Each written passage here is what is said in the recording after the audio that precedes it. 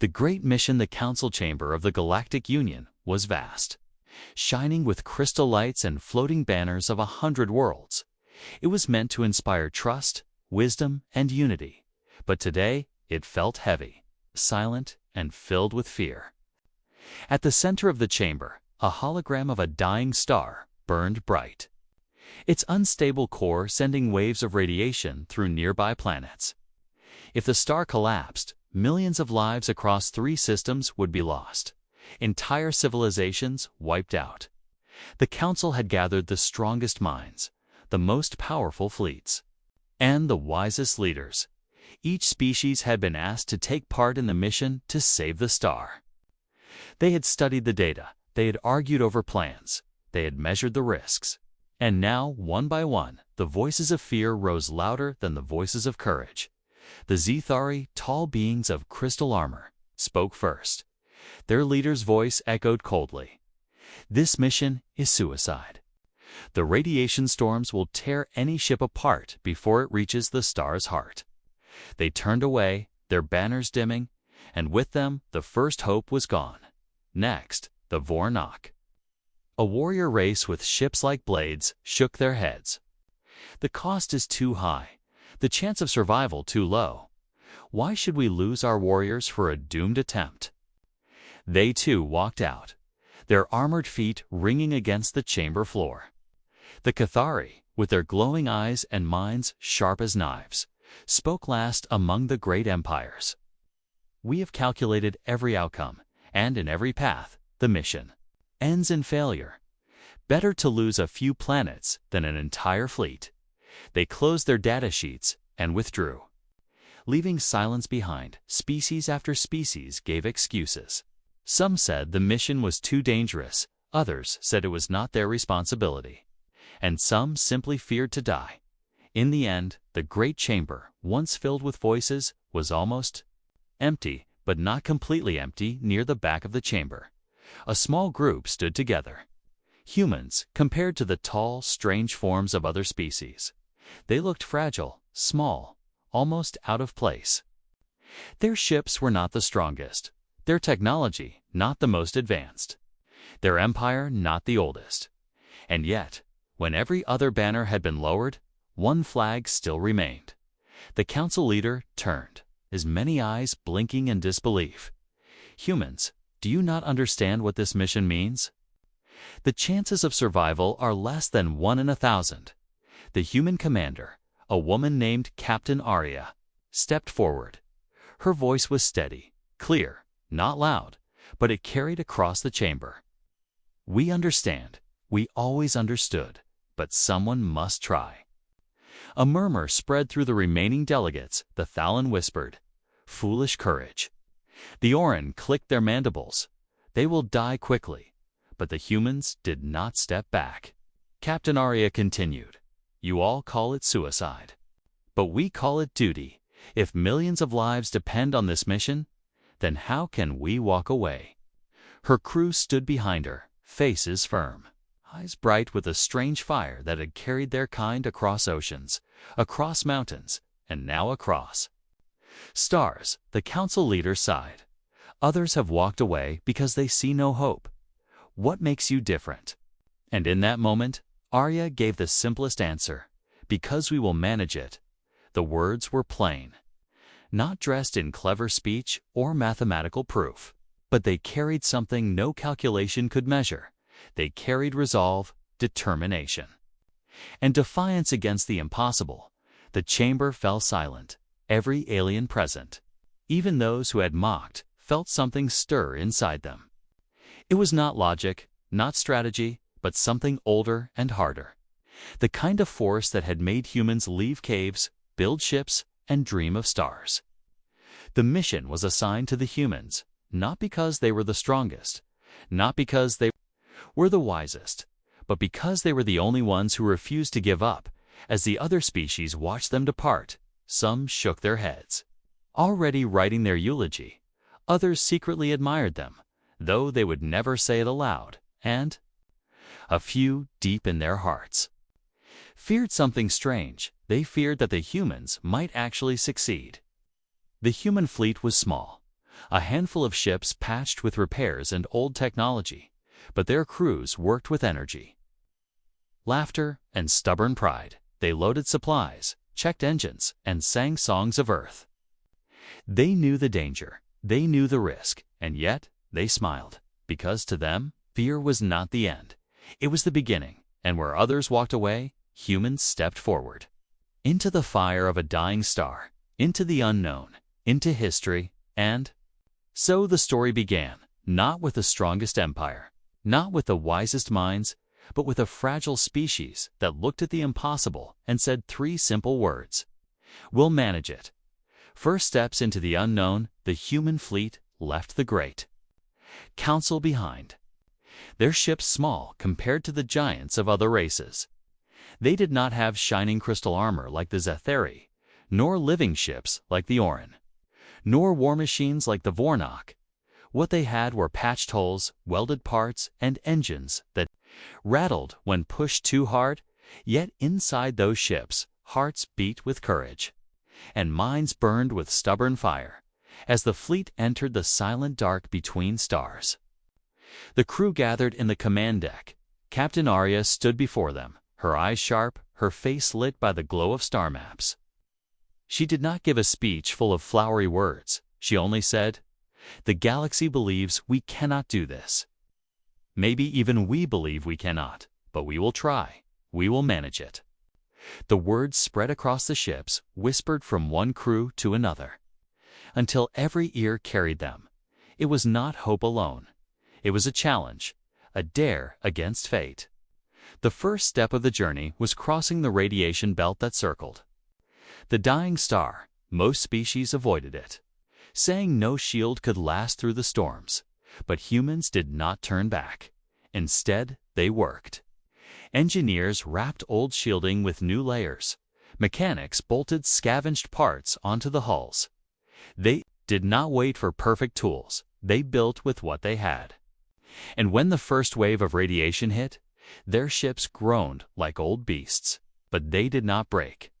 Other alien species watched from far stations, their eyes wide as data streamed in. "Impossible," whispered the Cathari. "No ship should endure that heat," yet humans endured, sweating inside their suits, burning energy at triple rates. They patched holes mid-flight, sparks flying, hands steady even when alarms screamed. One alien observer muttered, "They survive not because they are strong, but because they refuse to fall." But the belt was only the beginning. Beyond it lay a stretch of broken space where collapsed and gravity twisted like storms. No maps existed, only warnings, ships lost, fleets swallowed whole. The crew stared at the churning dark on their scanners. Most would have turned back, but humans tightened straps and set engines forward. Inside the chaos, navigation became madness. Stars bent like liquid, signals split into echoes, compasses spun wildly. Left looks like right, up feels like down. One pilot muttered, his voice shaking, but Arya's voice cut through, calm and firm, eyes on the target. "Trust the course. We will manage it," and slowly, painfully. The fleet crawled through the storm. Every hour stretched like a lifetime. Every second risked destruction, but still they moved, scarred but alive. Then came the first true disaster. A small frigate named Resolve was caught in a gravity snare. The space around it twisted, pulling it toward a black fissure. Its engines screamed, but it could not escape. The crew shouted across comms, "Leave us, save the others, we cannot make it." But humans did not leave their own. The flagship turned against all reason, throwing cables and anchors through broken space. Other species watching gasped in disbelief. "No one risks the whole fleet for one ship," said a Thalan commander, but humans did. And after hours of burning engines and breaking parts, Resolve was dragged free. Its hull was cracked, its crew exhausted but alive, and in that moment, the galaxy saw something it had never understood. To humans, no life was expendable. no comrade left behind. The crew cheered, not with pride, but with relief, and as laughter filled the tired voices. Even fear seemed smaller, because they had proven something not to the galaxy, but to themselves. They could face the storm, and still hold each other up at night cycles. When shifts ended, the humans told stories to keep spirits alive. They spoke of oceans that stretched forever, of mountains taller than any alien city, of skies painted with auroras. They shared jokes, sang songs, and sometimes argued loudly, but always ended together. Other species, watching their feeds, shook their heads. How can they laugh in death's shadow? They asked. They did not understand that laughter was humanity's weapon against despair. Days turned into weeks as the fleet moved deeper into unknown space. Engines burned low, supplies ran thin. Every system on the ships showed damage.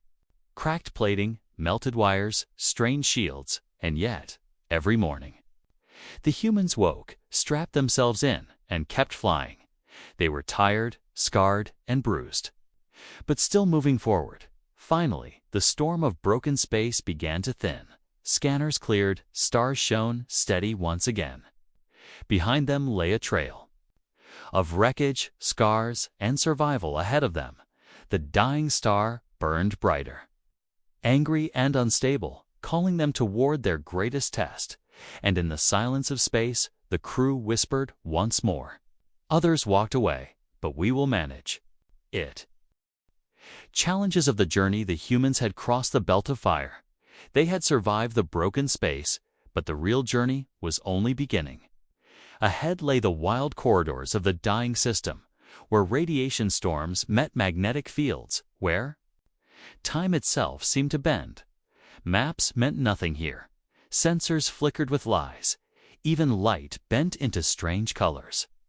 This was the place where other fleets had vanished, leaving only echoes and wreckage. Captain Arya stood on the bridge, her crew tired but alert. Their faces were pale. Some had not slept properly in days, but their eyes still burned with the same strange light. They knew what waited for them was worse than anything before, and still they pressed forward. The first challenge came quickly. The star threw out a flare, a burning wave of plasma that filled the void like a tidal wave. Alarms screamed. Shields shook. The ship trembled as if the universe itself wanted to break it apart. Shields will not hold, shouted the engineer, sweat running down his face. But humans did not panic. They acted. Arya gave short, sharp orders. Redirect power from weapons to shields. Vent the extra energy. Brace the hull. Her crew obeyed with frantic speed, hands flying. Across consoles, the flare slammed into them. Blinding light filled the deck. For a moment, it felt like the end. But when the glare faded, the ship still floated, burned, scarred, but alive. The crew cheered weakly, exhausted but smiling. Other species watching from safe distance shook their heads in disbelief. To them, survival itself is victory. One alien whispered, and it was true, for humans celebrated each breath. Each second bought against the storm, but the star was merciless. Next came the radiation storms. Invisible clouds of death that tore through systems. Electronics fried. Screens went black. One ship lost power completely, drifting in silence in the dark. The crew lit emergency lanterns, their breath fogging in the cold air.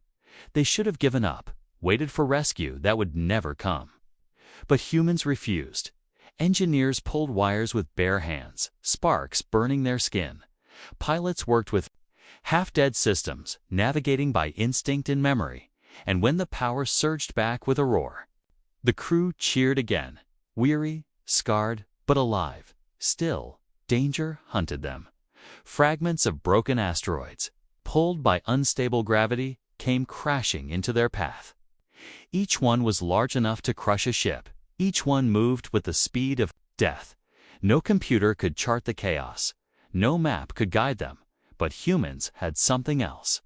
Trust your eyes. Trust your hands. Arya told her pilots, and they flew, weaving between rocks, scraping hulls, sparks flying. One asteroid clipped the side of the frigate Resolve, tearing open a wound in its hull. Air screamed into space. Alarms blared.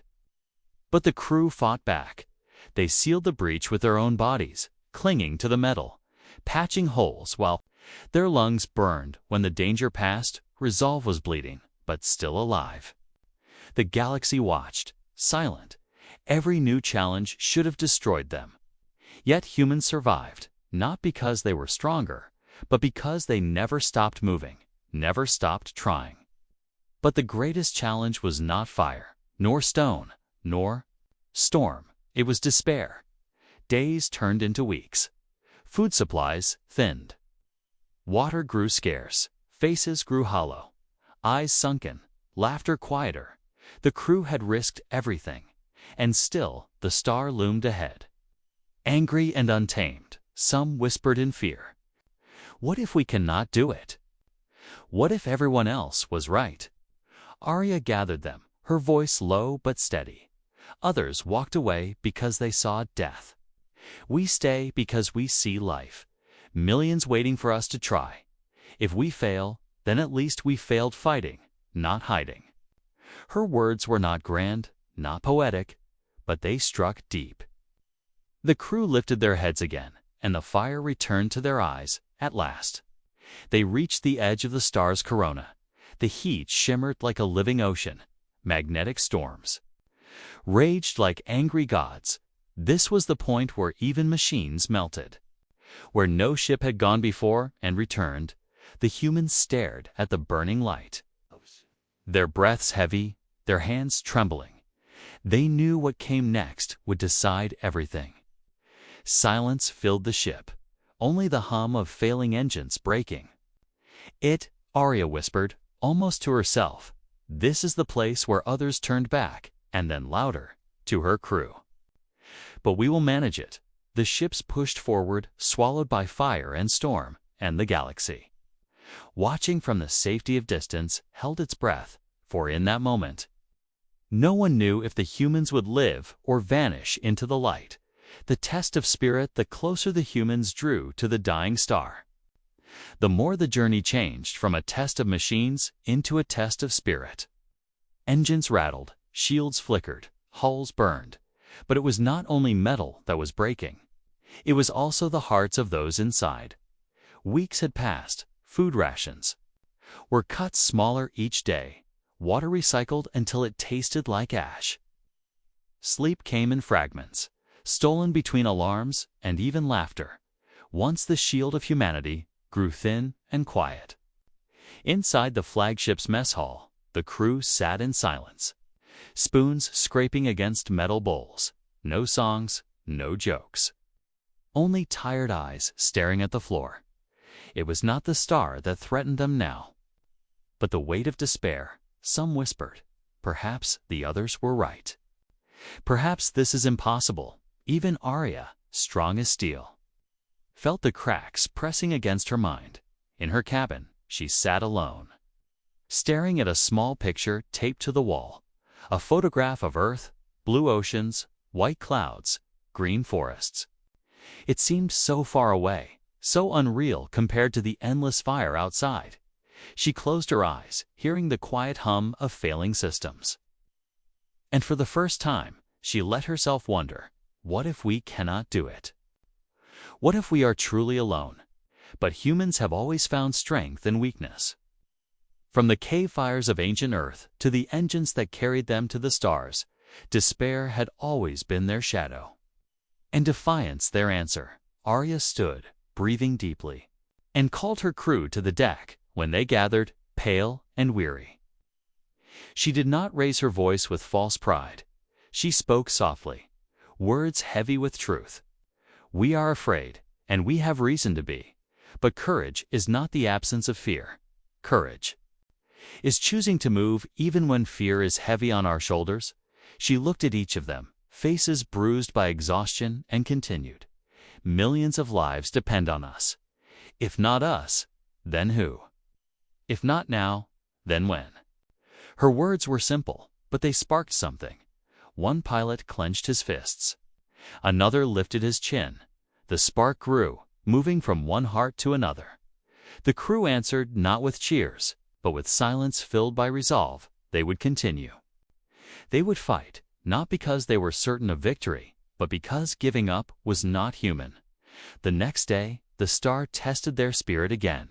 A flare erupted, tearing into one of the smaller ships. The Endeavor, its hull split, flames spilling into the dark. Crew trapped inside shouting for help. The logical choice was to leave it. Save the rest of the fleet. But logic had never ruled the human heart. Arya ordered the flagship closer. Shields. Groaning as they cut into the storm, engineers strapped themselves into suits and launched across the void, cables tied to their waists. Radiation burned their skin. Sparks danced across their helmets, but they reached the wounded ship, one by one. They pulled survivors out, dragging them back across the cables. Hands trembling, lungs burning, they saved every soul they could. The Endeavor was lost, consumed by fire, but its people lived. When they returned, limping, coughing, eyes wet with tears, the crew of both ships embraced. It did not matter that they had lost steel, because they had saved life, and in that moment, every human remembered why they fought, not for glory, not for power, but for each other. Yet the test was not finished. That night, a storm of radiation swallowed the fleet. Systems failed, shields burned out, lights flickered and died. For hours, they floated in darkness, the stars' glow bleeding through every wall. In the silence, doubt whispered again. Voices muttered, "We cannot last. Even courage has limits." But then, a sound rose in the dark, a voice, weak but steady. Humming a tune, another joined, then another, until the ships filled with song, old Earth songs, carried across radios. Reminding them of oceans, mountains, skies, laughter returned. Not loud, but defiant. They had no shields, no power, but they had spirit. And spirit was something the star could not burn. When the storm passed, when systems crawled back to life, the crew was changed. They were no longer tired wanderers. They were bound together by fire and fear. Every scar, every loss, every broken piece of metal became proof of their will. They were not unbreakable, but they were unyielding. The galaxy watched, silent, for in those moments, they saw something terrifying and beautiful where other species measured risk. Humans measured worth where others counted survival. Humans counted meaning. And so the journey continued.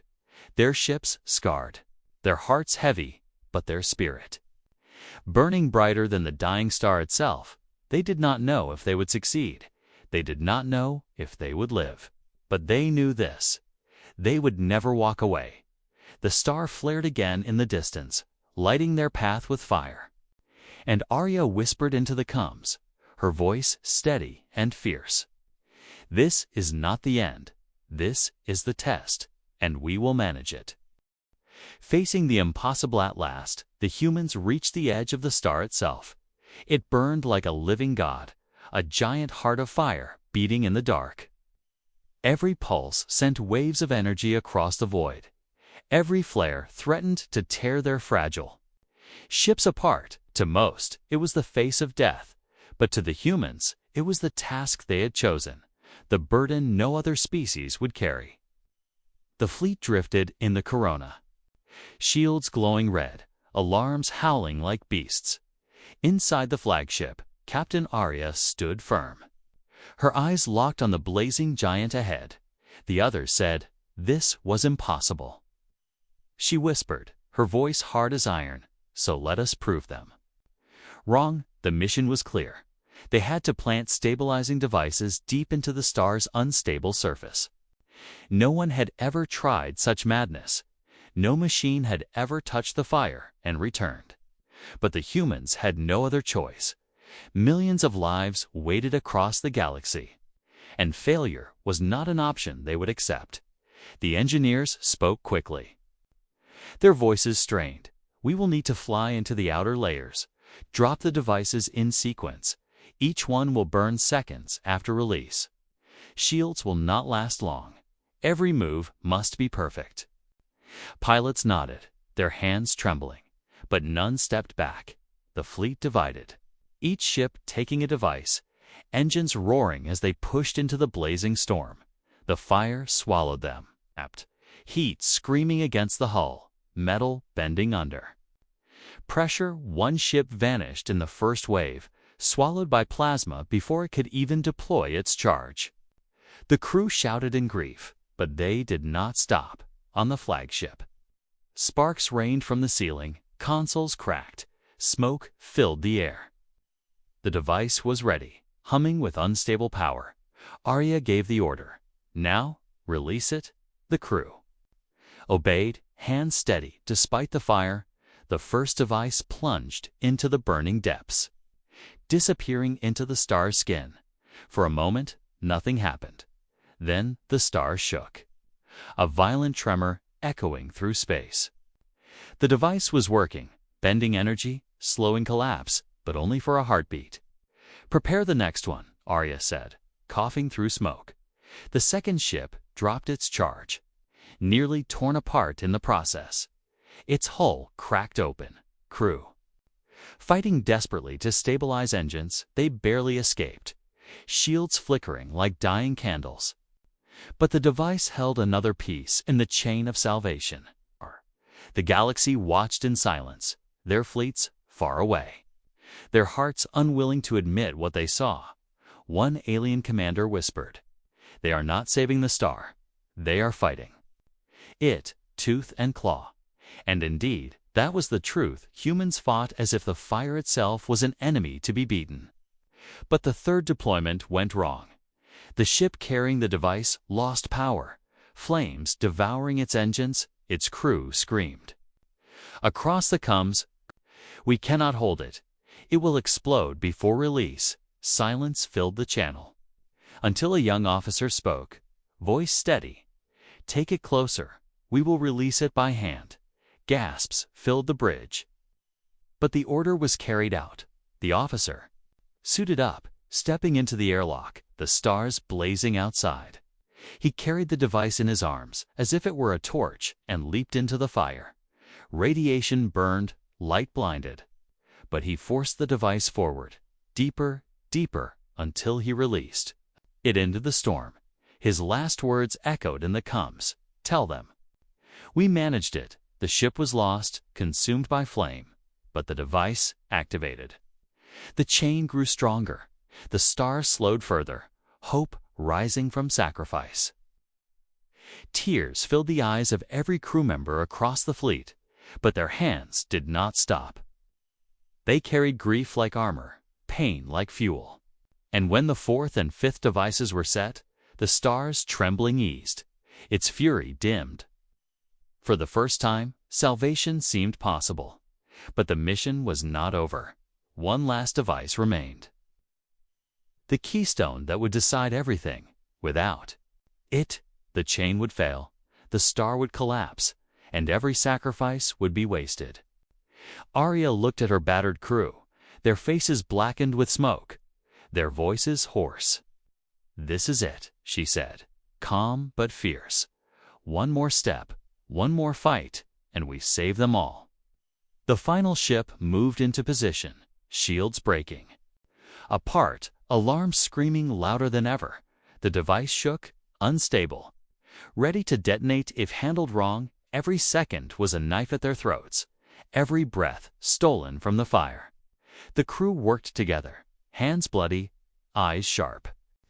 They released the device into the depths, watching it fall like a star within a star. But as it dropped, the star flared in rage, plasma waves rising like mountains of fire. The fleet was caught, thrown into chaos, ships spinning, hulls cracking, screams echoing across the channels. Did it work? Someone shouted, voice breaking. The scanners flickered, static filled the air. No one could see through the fire. Silence, then a heartbeat, then another, and the star began to change. The tremors slowed, the flares weakened, the lights steadied. The chain of devices held, pulling the star back from death. For the first time in centuries, the impossible had been done, but victory came with heavy cost. Ships lost, friends gone. And one final question burning in every heart: could they survive the storm long enough to return? Or would they be remembered only as ghosts who saved strangers but never themselves? The last stand the star had been slowed, its fury chained by the devices the humans had planted, but the work was not finished. Not yet. The stabilizers were holding for now, but readings showed cracks forming in the sequence. Energy surging in waves, too strong to contain. If one device failed, the star would collapse, undoing everything, every sacrifice, every life lost on the flagship. Captain Arya stared at the data, her jaw tight, her eyes heavy with the weight of truth. "The chain is unstable," whispered the chief engineer, voice trembling. "We need one final push, one last release to hold it together." Arya asked the question she already feared: what will it cost? The answer came like a knife. Everything we have left. The plan was madness. Even by human standards, they would have to detonate the flagship's core, releasing its energy into the sequence. Locking the stabilizers permanently, the explosion would save the star. But the ship and its crew would be gone. Silence filled the bridge, the crew staring at Arya, waiting for her to speak. For a long moment, she said nothing. Only listened to the groans of the failing hull, the hum of a ship that had carried them this far. Then she spoke, her voice steady. "We all knew this mission might end here. If this is the price, then we will pay it." Not a single voice rose in protest. Some bowed their heads, some clenched their fists, but none turned away because they were human. And humans did not step back when the last stand came. The crew worked quickly, every hand busy. Some rewired the engines, others reprogrammed the detonator, each movement careful, precise. Even as exhaustion burned through their bones, in the mess hall, those not working sat together, sharing quiet words, stories of home, memories of childhood, promises of what they hoped others would. "Remember," one pilot whispered, "we may not see Earth again, but maybe, because of us, Earth will still shine in the night sky of another world." And that thought gave them strength. Meanwhile, across the galaxy, the other species watched. They had mocked the humans, pitied them, dismissed them as reckless dreamers. Now they saw them facing death not with despair, but with purpose, the Cathari whispered. "They will give their lives for strangers." The Vornak growled. "They fight like warriors, but not for conquest, only for survival of others." And the youngest races, those who had no voice in the council, felt something new hope as the countdown began.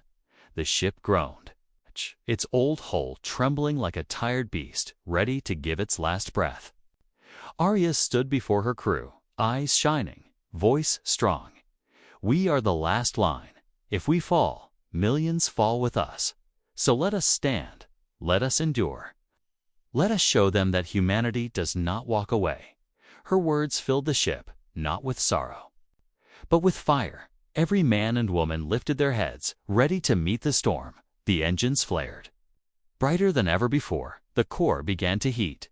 Systems screamed warnings, but the crew ignored them, focusing only on the mission outside.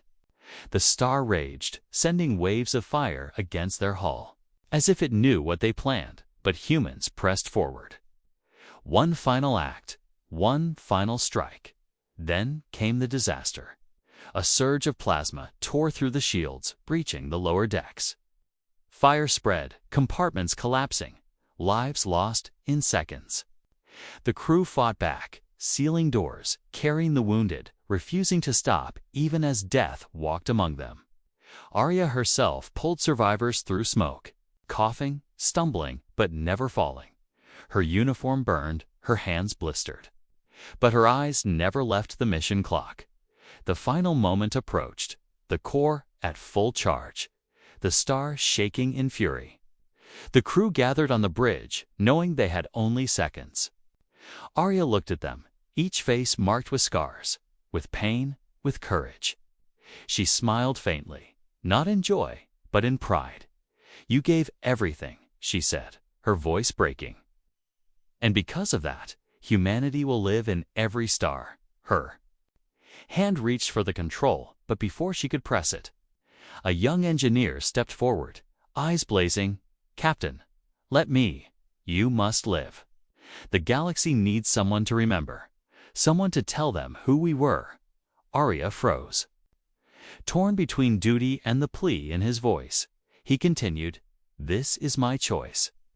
My stand, let me carry it." Before she could stop him, he pressed the control. The core roared, light consuming the bridge, soundless and endless. The flagship became a star within the star. A burst of energy so fierce it shook the heavens. The stabilizers locked, the sequence completed. The star steadied. Where there had been fury, there was calm. Across the galaxy, fleets watched in silence. The humans had given their ship, their blood, their lives, to save a world not their own. And in that silence, something changed. For the first time, every species understood what humanity truly was. But the story was not finished. Some ships of the fleet still floated, battered, scarred, but alive, and in their survival burned the spark of those who had fallen. They would carry the memory. They would carry the truth that when every other species walked away, humanity stayed and made their last stand. Victory and legacy. The storm was over. The star had steadied, and silence spread across the system, where once fire raged like an endless sea. Now the light shone, steady, calm, no longer a threat, but a beacon of life. The devices held firm, locked in place by the sacrifice of those who had given everything. The galaxy had been saved, and yet, for the humans, the cost was carved into their very souls. The flagship was gone, a burst of light swallowed in the fire. Whole crews had vanished, names that would never return to Earth, but among the ruins. Some ships still endured, battered, scarred, drifting with failing engines. Their hulls were black with burns, their decks filled with wounded, but they lived. And in those surviving hearts burned the memory of the fallen. Captain Arya stood on the bridge of a damaged frigate, her uniform torn, her face streaked with ash. Her hands shook as she stared at the glowing star outside. Steady now, alive, tears blurred her vision. But her voice was steady when she spoke. "We did it," she whispered.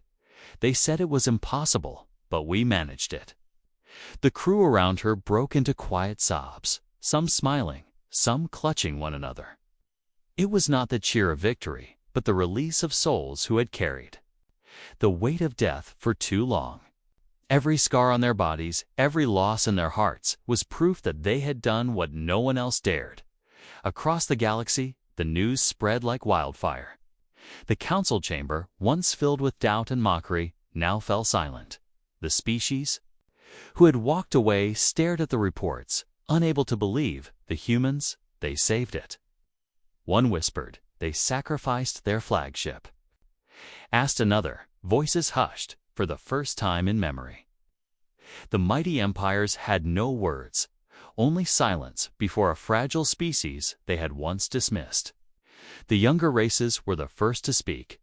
To them, humanity was not reckless or foolish, but a torch of hope. They saved worlds, not their own. The young ones said, they fought when others fled. They endured when others surrendered. Songs began to rise among them, songs of the human fire, songs of the last stand, and slowly, even the great empires bowed their heads, ashamed of their cowardice, awed by the courage they had witnessed. In hidden corners of the galaxy, whispers grew. Where others walked away, humanity remained. Where others feared the impossible, humanity made it possible. And those whispers became truths. carved into the history of the stars. But for the survivors, the story was not glory, it was memory. They carried the faces of the fallen, the voices of those who had laughed and sung in the dark. Every survivor knew they lived because another had chosen to die, and that truth weighed heavy, but also gave them strength. On the long journey home, the humans drifted through space, repairing what they could. Their ships looked broken. But inside them, spirits refused to fall. They sang once more, not to forget the pain, but to honor it. Each song was a promise that those who had given everything would never be lost to silence. When they finally returned to Earth, the planet welcomed them with tears and cheers. Crowds filled the skies, voices rising as one. Banners waved, bells rang. And the names of the fallen were spoken like prayers. Children looked at the scarred survivors and whispered, "They went where no one else would go."